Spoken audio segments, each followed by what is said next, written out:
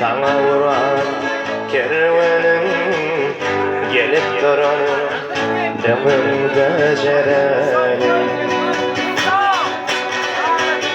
kalmam içileri bana kal yarımın gayrana gitti değilim yere uyuyup yalvar yarım kutaya cerenin kalmam içileri bana kal yarım